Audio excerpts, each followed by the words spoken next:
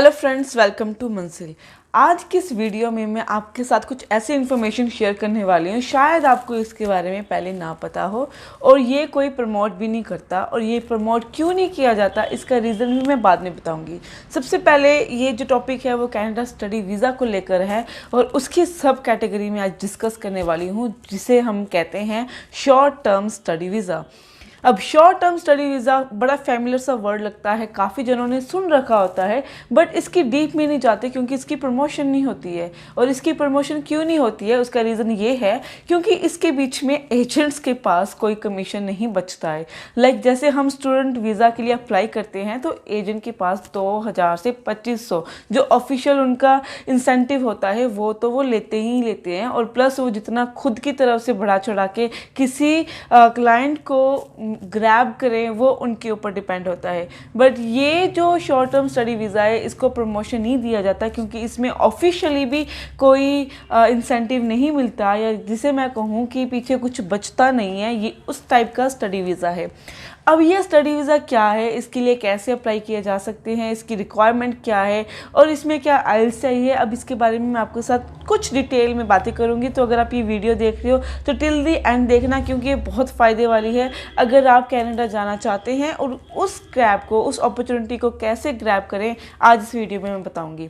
सबसे पहले है कि जो ये शॉर्ट टर्म स्टडी वीज़ा है, इसको अप्लाई करने के लिए आप खुद भी इंटरनेट पे असेस कर सकते हैं। और एक चीज़ और मैं सबसे पहले आपको अवेयर कर दूं कि कई जो एजेंट्स हैं इसको प्रमोट नहीं करते हैं, बट फिर भी इसका फ़ायदा उठाते हैं, क्योंकि ये वीज़ा शायद कई क्लाइंट्स मेरे साथ सहमत हों कि 10 से 15 लाख का ये वीज़ा देते हैं। और असल में इसकी कॉस्ट क्या होती है, 70,000 से शुरू होता है और 1.5 लाख तक जाता है। मतलब 1.5 लाख, 70,000 से 1.5 लाख के वीज़ा को 10 से 15 लाख तक बेचा जाता है। और इसे बेचने की भी कोई ज़रूरत नहीं है क्योंकि आप ये कर सकते हो। So short term study visa जो है आप +2 के बाद भी जा सकते हो, आपने ग्रेजुएशन भी की है तो भी जा सकते हो, और अगर आपने पोस्ट ग्रेजुएशन कर रखी है तो भी जा सकते हो, अगर यहाँ पे डिप्लोमा किया तो भी जा सकते हो। तो बेसिकली ये एक वोकेशनल स्टडी पीरियड होता है और ये स्टार्ट होता है हमारे अप्रैल में, और अप्रैल टू नवंबर दिसंबर, जितने भी according to different universities and colleges के ऊपर डिपेंड करता है कि कौन सा कोर्स आप रिलाई कर रहे हो, उसके अकॉर्डिंगली आपको मिलता है। बट मिनिमम इसका टाइम पीरियड 15 दिन का है और ये एक्सपेंड होता होता 1 महीने का हो सकता है, 3 महीने का हो सकता है और 6 महीने का हो सकता है। अब सबसे बड़ा क्वेश्चन मार्क इसमें ये आता है कि अगर ये इतने छोटे टाइम पीरियड का है तो हमें क्या फ़ायदा है इसमें। तो इसका सबसे प्लस पॉइंट और सबसे फ़ायदा ये है कि अगर आपका कोर्स चाहे 2 महीने का है तो भी आपको 6 महीने का वीज़ा मिलेगा ही मिलेगा। तो 6 महीने का आपको वीज़ा एम्बेसी सर्व करके देती है, चाहे फिर वो आपका कोर्स 15 दिन का हो, 2 महीने का हो, 3 महीने का हो या 6 महीने का हो। पर इसका मतलब ये नहीं है कि आप कोई भी कोर्स उठा लो और एक्सपेक्ट करो कि आपको 6 महीने का वीज़ा मिल जाए। You should be very smart for that, और उसके लिए या तो खुद स्मार्ट हो जाओ या अपना एजेंट स्मार्ट ले लो, क्योंकि इसके लिए आपको डॉक्यूमेंटेशन ऐसे लगानी पड़ती है। बेसिकली इसमें कोई डॉक्यूमेंटेशन होती नहीं है, बट फिर भी इसमें फाइलिंग तो करनी पड़ती है, तो ऐसी लगानी पड़ती है कि एम्बेसी आपको 6 महीने दे। सबसे प्लस पॉइंट उसका ये है कि आप अपना 6 महीने का जो स्टडी वीज़ा है वो इंजॉय कर सकते हो, चाहे आपका कोर्स हो या ना हो। दूसरा, इसकी जो अमाउंट है वो 70,000 से 1.5 लाख, और अगर मैं मैक्स आउट भी करूं तो 2-3 लाख से ज़्यादा नहीं होता है।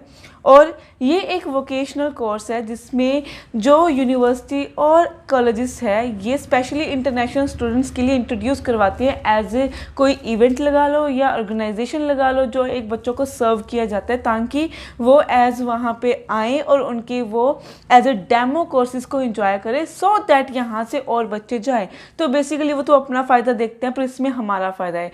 और थर्ड पॉइंट जो है इसमें जो फ़ायदे वाली बात है कि आप वहाँ पे 6 महीने की वीज़ा के टाइम पर अपना वीज़ा एक्सटेंड करवा सकते हो, पर ये काम आपका है और आपके एजेंट का है कि आप करवाना चाहते हो।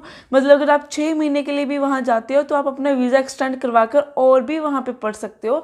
तो यहाँ पे जो बच्चे 2-2 साल के लिए डिप्लोमा के लिए अप्लाई करते हैं वो भी इतनी हैफ्टी अमाउंट पे करके आपको उस कैटेगरी में जाने की ज़रूरत ही नहीं है। अगर आप स्मार्ट हो तो आप इस कैटेगरी में जाकर भी अपना जो PR का सेटलमेंट पर्पस लेकर जा रहे हो वो कंप्लीट कर सकते हो। तो आप पीआर के लिए तो अप्लाई बाद में होगा, तो आप आगे की वीज़ा के लिए भी अप्लाई कर सकते हो। पर अगर आपने अप्लाई नहीं किया तो आपको डिपोर्ट कर देंगे वो इंडिया में, इस बात को ध्यान में रखना।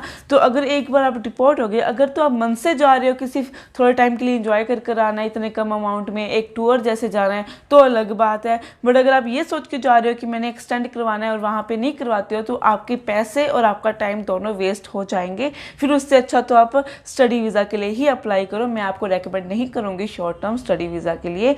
और इसके बाद जो मेन पॉइंट इसमें ये है कि इसमें आइल्स की ज़रूरत नहीं है, कोई फंडिंग की ज़रूरत नहीं है, कोई डॉक्यूमेंटेशन की कोई ज़रूरत नहीं है, कोई ट्रैवल हिस्ट्री नहीं आपकी चाहिए।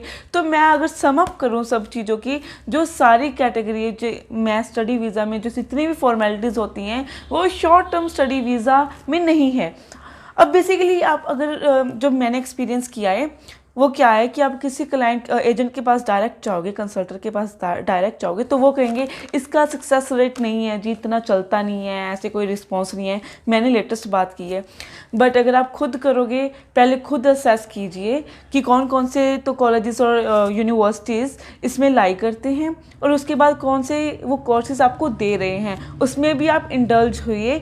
या फिर एक ऐसा एजेंट ढूंढ लीजिए जो आपको सही गाइड करें, और जिसमें मैं श्योरिटी देती हूँ वो है मंजिल, जो आपको इसमें भी श्योरिटी देगा। क्योंकि इसमें बाकी इंस्टीट्यूट जैसा कोई काम नहीं है कि उनको पैसे कमाने हैं और कुछ भी बच्चों को सर्व कर रहे हैं। ये सिर्फ बच्चे की जो वर्दी है वो ही सर्व करते हैं। तो उनकी बेसिस पे मैं आपको बोल रही हूँ, अगर आपने शॉर्ट टर्म स्टडी वीज़ा के लिए भी अपने आप को क्लियर करना है तो आप मंजिल कॉन्टैक्ट कर सकते हैं। और जब आप कोर्सेज़ के लिए अप्लाई करते हो तो मैं एक बात ध्यान रखना कि जो फीस होगी आप वैसे कॉलेजेस में अप्लाई करना जहाँ पे फीस रिफंडेबल होगी।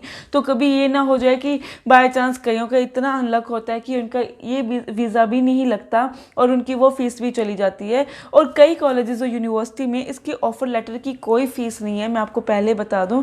कईयों में है बट सब में नहीं है। तो किसमें नहीं है या तो आप खुद सर्च कर सकते हैं या हमें कांटेक्ट कर सकते हैं। होप आपको ये वीडियो बेनिफिशियल लगी हो, आपके लिए वर्दी लगी हो। अगर आपने ऐसी और वीडियोस और इन्फॉर्मेशन और देखनी है तो इस चैनल को सब्सक्राइब करके रखें और हमें कांटेक्ट भी कर सकते हैं या हमारा विजिट ऑफिस में भी कर सकते हैं। Thank you.